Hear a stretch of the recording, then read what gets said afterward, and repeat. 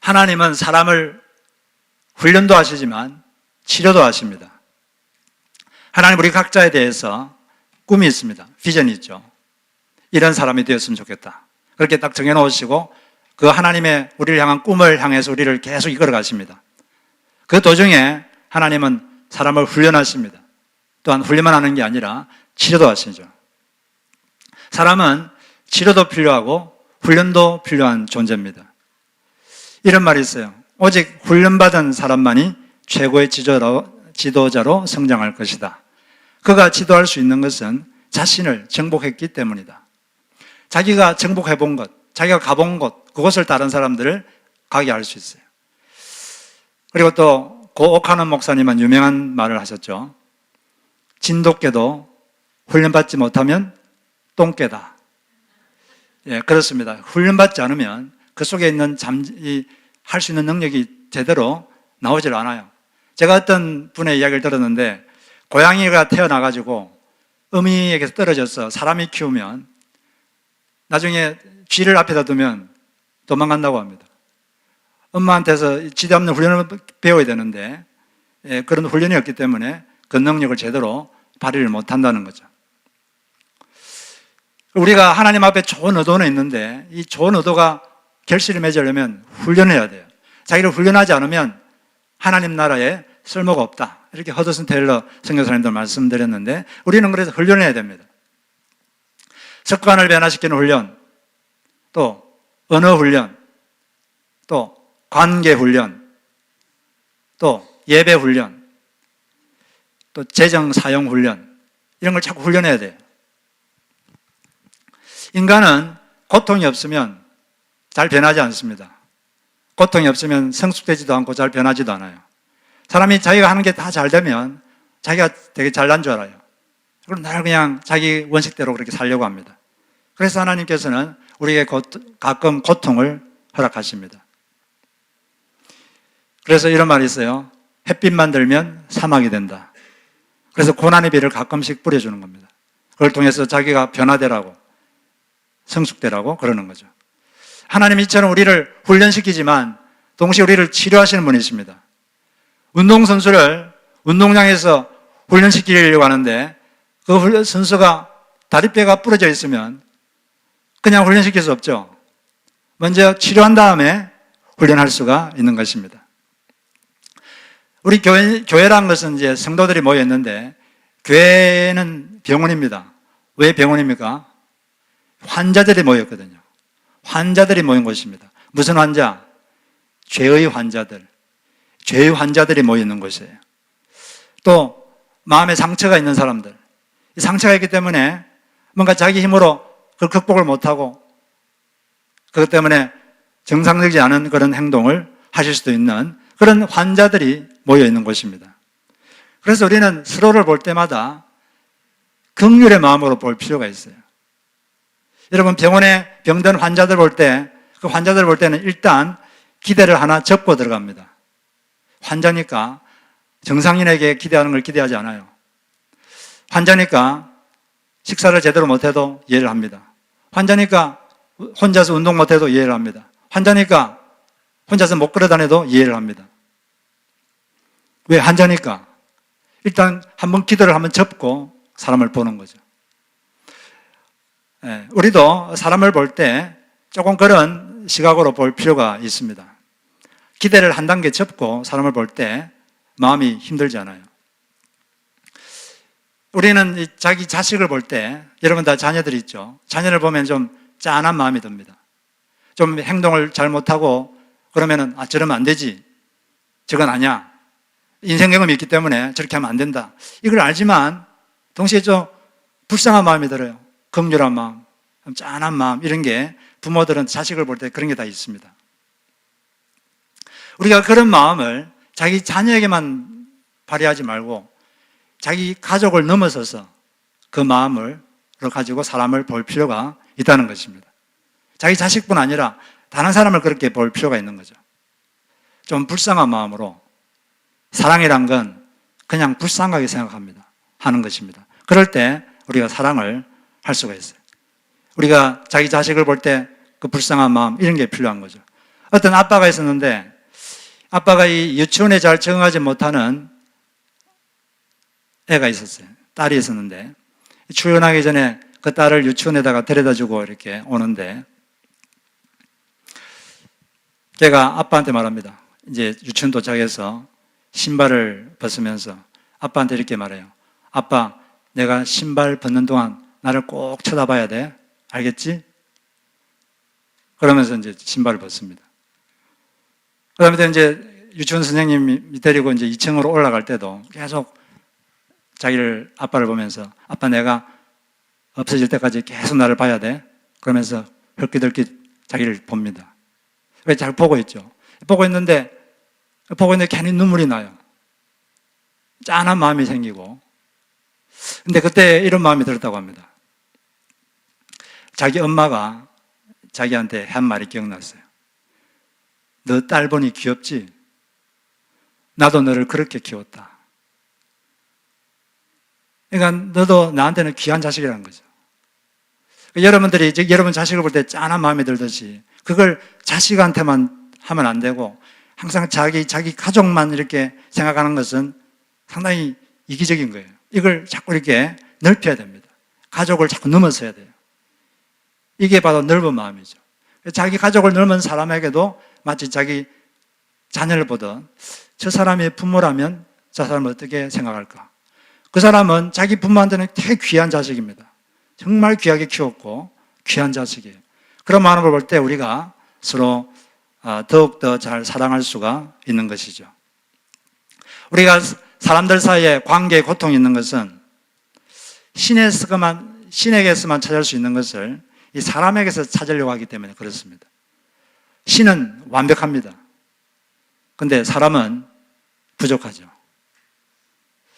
물론 우리는 그런 부족한 사람들이 모여서 그 부족한 대로 그냥 그렇게 살자는 게 아니라 부족한 우리들이 서로 도와주고 서로 기도해서 좀 더 우리가 변화되고 성숙한 예수님의 제자가 되는 걸 목표로 삼고 있지만 기본적으로 우리는 상대방에 대해서 불쌍히 여기는 마음, 긍휼지심 이걸 가지고 보는 것이 필요한 겁니다.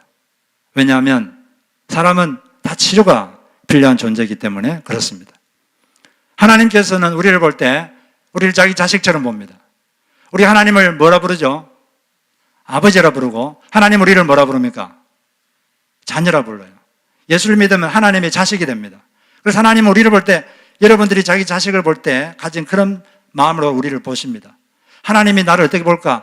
정확하게 알려면 여러분이 여러분 자식을 볼 때와 마음하고 똑같아요. 똑같은 게 아니라 그것보다 훨씬 더 사랑이 많으시죠. 그런 비슷한 마음으로 우리를 보고 계신 겁니다. 그렇기 때문에 우리를 볼 때마다 불쌍한 마음이 드시고 예수님께서 이 땅에 이 지구에 사실 때 그때 많은 병자를 고쳐주셨는데 왜 고쳐주셨을까요? 불쌍하니까. 병든 게 불쌍하니까 고쳐주신 겁니다. 오늘 우리가 읽은 본문에 보면 예수님께서 문둥병자, 나병 환자를 고쳐주신 이야기가 나옵니다. 불쌍하니까 고쳐주신 거예요. 그런데 이 고침받는 장면을 통해서 우리가 주님으로부터 메시지를 두 가지 정도 받았으면 좋겠어요.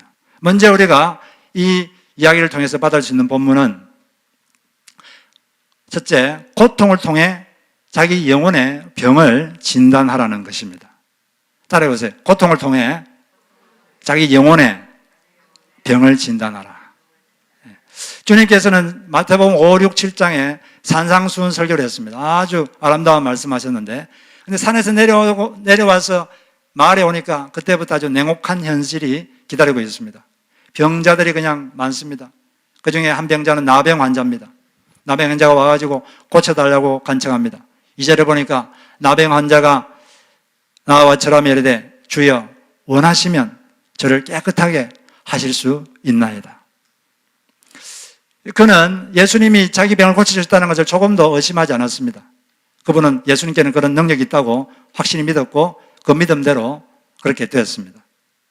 그런데 그 나병 환자가 예수님께로 올 수 있었던 이유는 무엇일까요? 아니 그게 아니라 이 환자가 예수님께 고침을 받을 수 있었던 이유는 무엇이겠습니까? 가장 먼저 그가 예수님께 나왔기 때문입니다. 그가 예수님께 나올 수 있었던 이유는 자기가 병이 들었다는 것을 알기 때문이죠. 자기가 병이 든 건 어떻게 알았을까요? 고통스러우니까. 고통스러우니까 내가 병이 들었구나 아는 거죠. 나병이라는 것은 나병 걸리면 피부가 먼저 하얗게 되고 그다음에 진물이 납니다. 그리고 관절이 녹아 없어져요. 그래서 손가락이 떨어져 나가고 발가락이 떨어져 나가고 코도 떨어져 나가고 막 그렇게 합니다. 그리고 나병이 걸리면 격리수용해요. 사람들이 나병 환자 오면 막 돌을 던질 수가 있습니다. 왜냐하면 이 나병이란 건 성경에 보면은 모세가 이디오피아 여자, 이방 여자와 결혼했다고 누나 미리암이 비방을 했어요. 비방하자 미리암이 문둥병에 걸렸습니다. 그리고 우시아 왕이 국력이 강해지니까 마음이 교만해졌어요. 교만해져서 넘지 말아야 될 선을 확 넘어버렸습니다. 제사장이 할 수 있는 일, 제사장만 할 수 있는 일, 향을 피우는 일, 성막에서 향을 피우는 일, 성전에서 향을 피우는 일, 그걸 자기가 하겠다고 막 했어요. 제사장이 그러시면 안 됩니다. 그래도 왜? 내가 왕인데. 그래서 향을 피웠는데 바로 문둥병에 걸렸어요. 그래서 그걸 통해서 이 문둥병은, 나병은 하나님의 저주다 이런 이제 생각이 있었기 때문에 사람들이 싫어했고 격리 수용했습니다. 격리 수용하니까 얼마나 외롭겠어요. 가족도 못 보고 고통이 많죠. 근데 나병에 걸리면 이 나병은 신경세포를 공격합니다.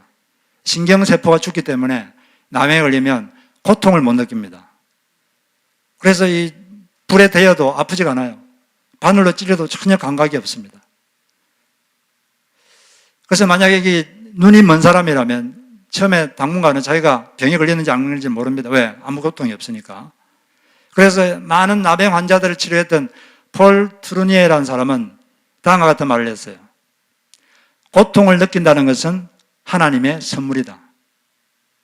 고통을 느끼니까 내가 병이 들었구나.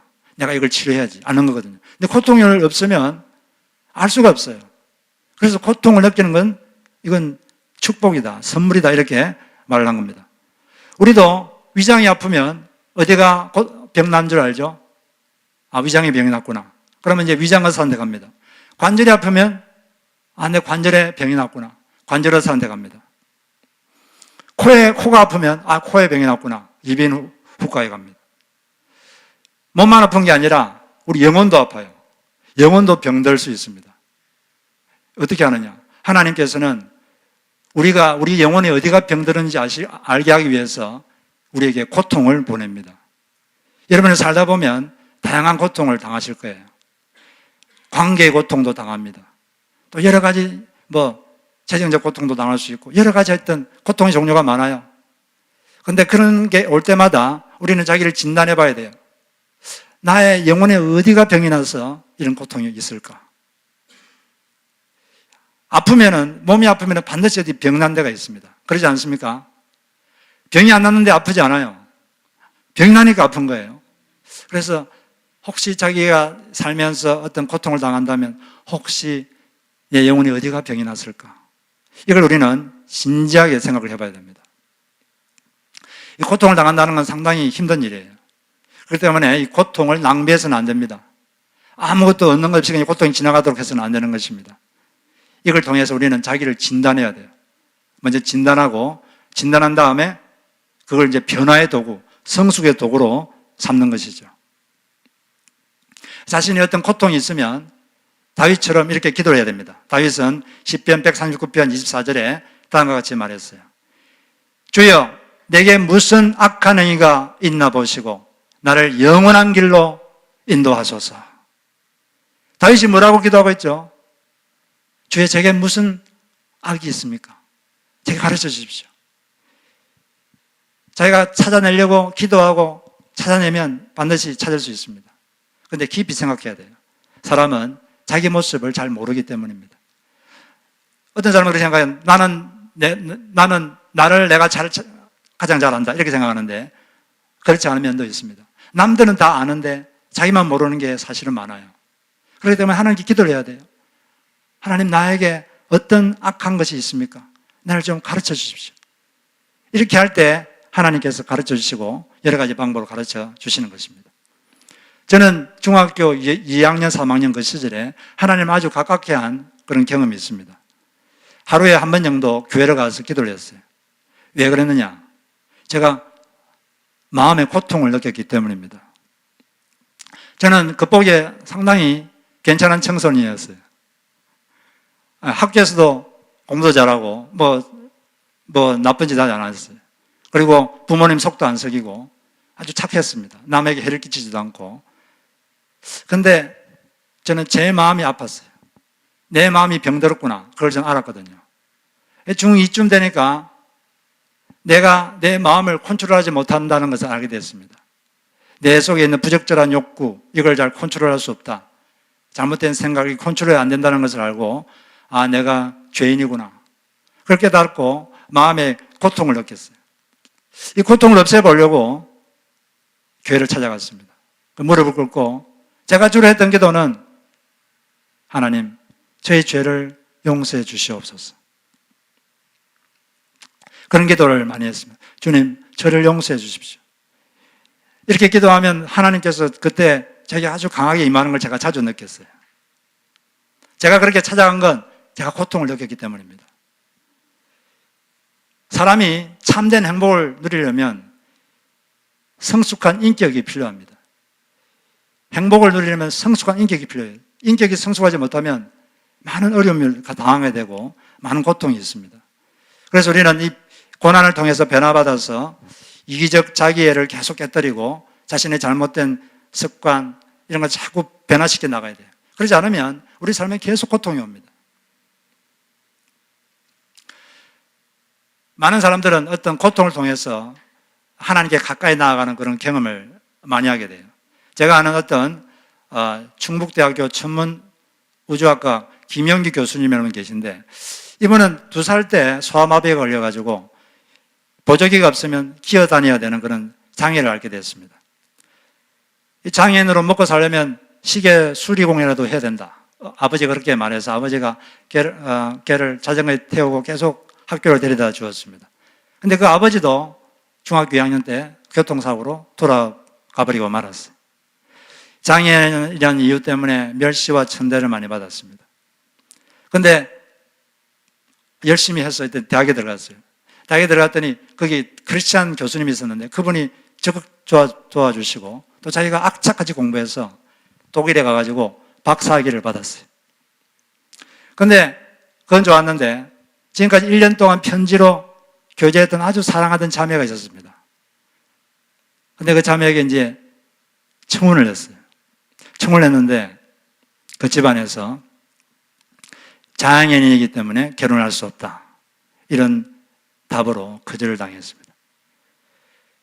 그때 그런 생각했습니다. 아, 나는 장애인이라서 결혼도 못하는구나. 그때 너무 고통스러웠어요. 너무 고통스러웠습니다. 그는 그때서 비로소 하나님을 진정성 있게 찾기 시작했습니다.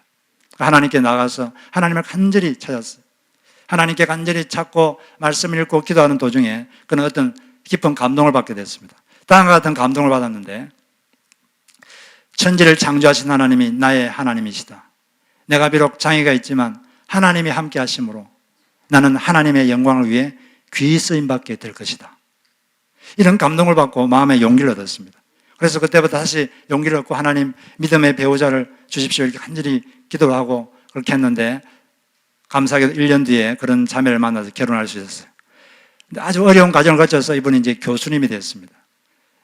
교수님이 됐는데 이분은 강의를 하는 첫 시간에 늘 자기가 만난 하나님을 간증을 하고 그 다음에 강의를 시작하십니다.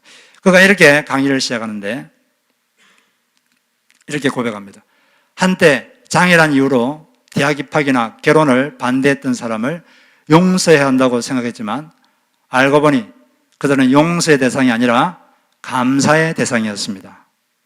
제 믿음의 성장에 훈련 파트너로 쓰임받았기 때문입니다. 그 사람들 때문에 제가 하나님을 만났기 때문입니다. 저는 그들에게 빚진 자입니다. 자기 결혼을 반대하고 또 장애인이라고 대학 못 들어가고 하고 그런 사람들 처음에는 내가 저 사람 어떻게 용서하지? 용서의 대상이었는데 알고 보니까 그 사람들이 용서의 대상이 아니라 감사의 대상이었다. 그 사람들 때문에 자기 신앙이 성장하고 하나님을 만나게 되고 그랬다는 거죠. 여러분들 이런 고백을 할 수 있게 되기를 바랍니다. 그래서 어떤 고통이 오면 그걸 붙잡고 자기의 영혼을 진단하시고 그걸 가지고 자기를 변화시키시고 성숙해서 더욱더 예수를 닮은 그런 우리가 되어야 될 줄로 믿습니다. 두 번째로 이제 우리가 이 나병 환자의 고침을 통해서 우리가 얻을 수 있는 메시지는 생명의 폭발인 말씀 임함이 있을 때 치료가 발생한다는 것입니다. 예수님께서 이 나병 환자를 어떻게 고쳤습니까? 손으로 만지신 다음에 말씀을 한마디 탁 하시니까 갑자기 나병이 떠나갔어요. 기적적인 거죠. 이런 이야기를 하면은 잘 하나님 예수님을 모르는 사람은 어떻게 그런 일이 있을 수 있느냐 이렇게 말할 수도 있는데 하나님이 누굽니까? 하나님은 천지를 만드신 분이에요. 천지를 만드신 분이 사람 병 하나 못 고쳐가지고 거기에 어떻게 하나님이라 할 수 있겠습니까? 그렇게 생각하면 너무 쉬운 거죠. 3절에 보면 예수께서 손을 내밀어 그에게 대시며 이르시되 내가 원하노니 깨끗함을 받으라 하시니 즉시 그의 나병이 깨끗하여 진지라. 만진 다음에 깨끗해져라 말씀하셨는데 즉시로 깨끗해졌습니다. 구약성에 보면 이와 비슷한 장면이 있는데 엘리야 선지자가 아주 낙심에 빠졌어요. 낙심에 빠져가지고 하나님 절 죽여주십시오. 죽고 싶었어요. 그때 하나님께서 그 엘리야를 만져주셨습니다. 그런데 하나님이 만져준 게 아니라 하나님이 천사를 보내가지고 만져주셨어요. 그 19장 5절에 보면 열왕기상 로뎀 나무 아래에 엘리야가 누워 자더니 천사가 그를 어루만지며 그에게 이르되 일어나서 먹어라. 먼저 어루만져준 다음에 먹어라. 그리고 나서 또 새로운 사명을 말해줬습니다. 그렇게 함으로써 엘리야를 다시 회복시키고 엘리야가 다른 사명을 할 수 있도록 그렇게 해주셨어요. 인간이 불순종해서 인간이 하나님을 떠났는데 인간이 하나님을 떠난 이후로부터 하나님은 인간을 만지고 싶었어요. 인간을 만지고 싶었습니다. 자꾸 도망가니까. 인간을 만지고 싶어서 하나님이 인간이 되신 분이 예수님이시죠. 예수님은 이 땅에 오셨을 때 사람들을 많이 만졌습니다. 베드로 장모님은 열병 났을 때 예수님이 그냥 만지기만 했는데 그 열병이 떠나갔어요. 그리고 여리고에 살았던 두 맹인은 눈을 예수님이 만져주니까 그냥 눈이 떠졌습니다. 그리고 사람들은 어린애는 가라 이랬는데 예수님은 어린애들을 오게 해서 어린애들을 만져주었습니다. 하나님 우리를 만지고 싶어요. 하나님 우리를 만지면 거기서 생명이 흐릅니다. 그분은 생명의 근원자거든요. 그분이 우리를 만지면 그분으로부터 생명이 우리에게 막 흘러 들어옵니다. 이 사람은 만짐이 필요합니다. 누가 좀 만져줘야 돼요. 하나님은 우리를 직접 만지기도 하지만 아이가 딱 태어나면 어머니를 통해서 그 아이를 이렇게 만져주십니다. 그 어릴 때 어머니가 충분히 만져준 애들이 잘 자라죠. 성격도 좋고. 어떤 르네 박사님이 계셨는데 이 미국에서 이분이 고아를 돌보는 국립병원 의사인데 이 미국에서는 최고의 시설에 또 최고 영양가를 가지고 먹였는데도 병이 잘 걸고 또 행복하지 않은 걸 알게 됐어요. 그래서 이분이 멕시코에 휴가를 갔는데 거기에 이제 어떤 병원에 갔는데 시설도 흐름하고 먹는 것도 시원찮고 그런데 아기들이 아주 건강하게 잘 자라고 행복해하는 거예요. 그래서 이 비결이 뭔가 알아보니까 그 병원에서는 병원 주위의 부인들을 병원으로 초청해서 그 부인들이 고아인 아이들을 안아주고 또 안아서 이렇게 젖도 먹여주고 같이 놀기도 하고 만져주고 그러는 거예요. 아, 이게 비결이구나. 아기들은 만져줘야 되는구나. 안아줘야 되는구나. 근데 그때부터 미국에 돌아와가지고 이 고아들을 그때부터 안아주고 만져주고 접촉하니까 애들이 병도 잘 안 걸리고 또 행복해하고 잘 웃고 그런 걸 알게 됐습니다. 그래서 그는 이렇게 말하죠. 접촉을 가진 아이는 건강에 자랐다. 그러나 엄마와 접촉이 없는 아이들, 우유병으로만 키우면 병이 많아졌다. 이런 말을 했습니다. 이 사람들은 자꾸 만져줘야 돼요. 이렇게 만져줘야 됩니다. 애가 좀 커도 10대가 돼도 부모들이 가끔씩 이렇게 좀 안아주고 이게 필요합니다. 서로 여러분들도 서로 좀 자주 안아주시기 바랍니다. 옆에 분 한번 안아주세요. 네. 안아주세요. 네. 사랑합니다. 좀 안아주세요. 자꾸 안아줘야 돼요. 사람들은 자꾸 만져줘야 됩니다. 그래야지 생명이 흐르는 거예요. 그리고 자기를 안아줄 사람이 없다. 그러면 스스로 자기를 안아주세요. 자기 이렇게 손을 이렇게 괜찮아. 잘 될 거야. 자꾸 자기를 안아주시고, 사람은 외롭거든요. 사람은 다 외롭습니다. 그래서 좀 안아줘야 돼. 그리고 주님께 기도하세요. 주님, 저를 좀 만져주세요. 주님, 저를 좀 손을 좀 대주세요. 이렇게 하시면 주님이 그 기도를 들으시고 여러분을 다양한 방법으로 만져주실 것입니다. 주님은 또 만진 다음에 뭐라 했죠? 만지신 다음에 말씀을 하셨어요. 어떻게 말했어요? 깨끗해져라! 한마디 탁 했는데 그 생명이 지금까지 만짐으로써 생명이 흐르고 있었는데 깨끗해져라! 말하는 순간 그 생명이 그 사람 안에 들어가서 생명이 폭발을 했습니다. 생명 폭발 현상이 일어났어요. 다이아몬드가 폭발하면 바위가 깨지고 장애물들이 다 깨지죠. 예수께서 말씀을 하시니까 그 말씀이 그 나병 환자에게 딱 들어가는 순간 그 속에서 생명이 폭발하고 그 속에 있던 병의 기운이 싹 도망가고 그 속에 생명으로 충만해지신 겁니다. 하나님의 말씀은 능력이 있어요. 하나님은 무엇으로 천지를 창조했습니까? 말씀으로 창조했어요. 빛이 생겨라. 그러니까 빛이 생겼습니다. 그 말씀은 지금도 동일한 파워가 있습니다. 대통령이 한마디 해도 이루어지지 않아요. 그렇죠? 대통령은 힘이 있습니다. 그 대통령이 이렇게 하세요. 그러면 그렇게 됩니다. 그런데 우리 하나님은 어떤 분입니까? 그 대통령을 만드신 분이십니다. 그분이 말씀하시는데 아무 일도 일어나지 않겠어요?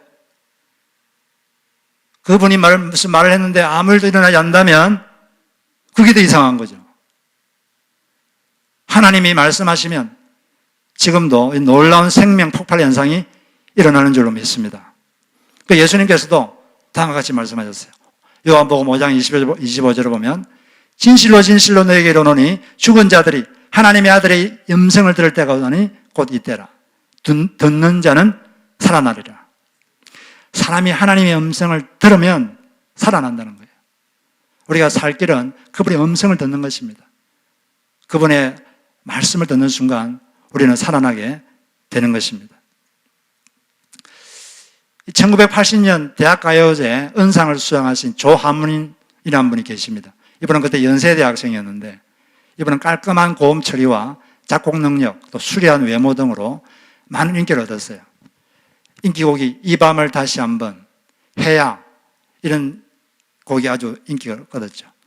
아주 인기가 있어지니까 이 사람이 마음이 좀 높아졌는지 교만했는지 이 사람을 만나는 사람은 무서워서 눈을 제대로 쳐다볼 수가 없습니다. 아주 눈에 힘이 들어가서 이 사람은 다른 사람을 신경을 안 써요. 자기가 하고 싶은 대로 합니다. 방송국에서 오라 그래서 약속했다가도 가다가 수틀리면 그냥 돌아가 버립니다. 연락도 안 하고 사람하고 약속해도 뭐 하다가 수틀리면 그냥 말도 안 하고 안 가버리고 막 자기 멋대로 해요. 아주 그게 눈에 힘이 들어가죠. 목에도 힘이 들어가고 자기 기분대로 살았어요. 근데 이상하게 이 사람 마음은 채워지지 않았습니다. 인기를 얻는데도 마음이 안 채워지고 그래서 이 마음을 좀 채워보려고 술을 엄청나게 먹었어요. 월화수목금토일 중에서 5일은 인사불성이 될 정도로 술을 먹었습니다. 마음이 허하니까 이게 좀 채워보려고. 그런데도 잘 안 되고 인기가 점점 약해지니까 10년쯤 지나고 인기가 좀 약해지니까 더 그게 심해졌어요. 그래서 우울증도 걸리고 공황장애, 고독, 외로움 이게 지배했습니다. 그러다가 1997년쯤 되니까 인기가 좀 줄어드는 자기 모습을 보기 싫어서 이제 그냥 죽어버려야겠다. 이런 생각을 혼자 하고 있었어요. 그런 생각하면서 이제 그분이 교회는 왔다 갔다 하고 있었는데 어느 날 교회를 갔는데 교인 중에 하나가 그 사람을 많이 보더니 당신 얼굴 보니까 당신 좀 위험합니다. 요한복음을 읽어보세요. 그러는 거예요. 그래서 이분이 지푸라기라도 잡고 싶어가지고 그때부터 요한복음을 읽기 시작했습니다. 요한복음을 쭉 읽다가 요한복음 14장 27절을 읽는 순간 그 말씀이, 그 성경 구절이 자기 마음을 확 치고 들어왔어요. 마음을 뚫고 들어와서 자기 마음을 만졌습니다. 그게 어떤 말씀이냐? 같이 한번 읽어봅시다. 시작. 평안을 너에게 주노니 나의 평안을 너에게 주노라. 내가 너에게 주는 것은 세상이 주는 것과 같지 아니하니라. 너희는 마음에 근심하지도 말고 두려워하지도 말라. 이 말씀이 자기 마음을 뚫고 들어와서 자기 마음을 만졌어요. 이 말씀에서 예수님은 너에게 돈을 주겠다 이렇게 하지 않았습니다. 너에게 인기를 주겠다 이렇게도 하지 않았어요. 뭘 주겠다고 했죠? 너에게 평안을 주겠다. 그런데 그분에게 제일 필요했던 게 평안이거든요. 근데 아무리 평안하려고 해도 이게 오질 않습니다. 그런데 그 말씀을 읽는 순간에 갑자기 그 말씀이 자기를 치고 들어오더니 자기 마음에 강물 같은 평화가 임하는 거예요. 그렇게 얻고 싶었던 평안인데 못 얻은 그 평안을 이 말씀을 만나는 순간, 말씀 체험하는 순간 그 평안이 자기 마음속에 깊이 자리 잡았습니다. 그때부터 이분은 성경을 붙들고 살았습니다. 그때부터 성경을 계속 차례대로 계속 읽고 성경이 너무 달콤했어요. 성경을 읽고 그러다가 지금은 목사님이 되셨는데 그분이 예수님을 제대로 만난 다음부터 이분이 변한 게 있다고 합니다. 첫째는 눈에서 힘이 좀 풀어졌어요. 이제 다른 사람 기분을 맞춰줄 수 있는 사람이 됐습니다. 그전에는 자기 원하는 대로 살았는데 이제는 다른 사람 기분을 맞춰줄 수 있는 사람이 자기가 되었다. 그렇게 말하고, 두 번째는 자기가 옛날에는 전혀 하지 않았던 말인데 이 말을 쉽게 할 수 있게 됐다고 합니다. 그게 무슨 말일까요? 미안합니다. 잘못했습니다. 이 말을 많이 할 수 있게 됐다고 합니다. 그전에는 절대 이런 말 안 했거든요. 근데 예수님이 깊이 자기에게 들어오니까 미안합니다. 잘못했습니다. 그리고 자주 무릎을 꿇게 됐어요. 자기는 절대 무릎 안 꿇거든요. 무릎 꿇고 기도도 하게 되고. 그래서 지금 말씀을 붙잡고 이렇게 살아가고 있는 것입니다. 우리도 이 말씀을 계속 붙잡고 살면 이 말씀을 통한 생명이 우리 속에 들어와서 그 생명이 우리 속에 폭발하면 우리 속에서 많은 치유가 일어나고 우리가 변화되는 것입니다. 그래서 점점 예수님 닮은 사람이 되는 것입니다. 꾸준하게 여러분 말씀을 보시기 바랍니다. 제가 칼럼에도 적었지만 프로와 아마추어의 차이는 뭡니까? 아마추어는 기분 나면 해요. 근데 프로는 딱 계획대로 합니다. 기분이 좋아도 하고 몸이 안 좋아도 하고 그냥 계획대로 쫙 하는 거예요. 꾸준한 게 실력이죠. 성실하게 계속 합니다. 그러면 실력이 느는 거죠. 이 성경이란 건 통독을 해야 되고 정독을 해야 됩니다. 통독과 정독, 이 두 가지가 필요해요. 통독이란 건 그냥 쭉 읽는 거예요. 이해를 못해도 그냥 이게 무슨 내용이 있나 그냥 그런 내용으로 그냥 쭉 보는 겁니다. 몰라도 그냥 쭉 읽는 거예요. 빠른 속도로. 그게 필요합니다. 왜냐하면 성경이 뭐가 있는지 알아야 되잖아요. 그죠? 그렇게 쭉 읽는 게 필요해요. 그렇게 계속 읽으시기 바랍니다. 하루에 서너 장씩. 근데 또 성경은 또 정독이 필요해요.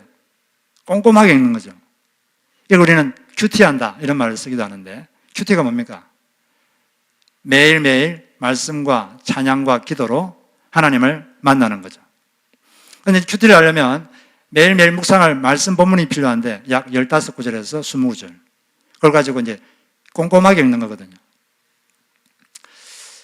근데 이제 자기가 어떤 말씀을 꼼꼼하게 하게 될지 그 성경 본문을 나는 어떤 본문을 택해야 될지 모르겠다. 그래서 잘 못하겠다. 이런 분들이 의외로 많습니다.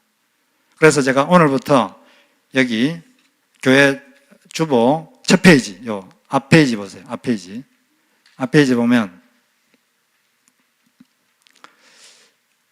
이번 주 말씀 묵상 본문 이렇게 되어 있죠. 여기 이제 월화수목금토주일 해서 하루에 15구절에서 한 20구절 정도 이렇게 되어 있습니다. 여러분들이 다른 건 못 읽어도 여기 있는 것은 읽으시기 바라요. 이게 어떤 방법을 하냐면 먼저 첫째, 깨닫게 해달라고 기도를 해야 돼요. 짧더라도 반드시 기도를 해야 됩니다. 기도를 안 하면 별로 깨달음이 없어요.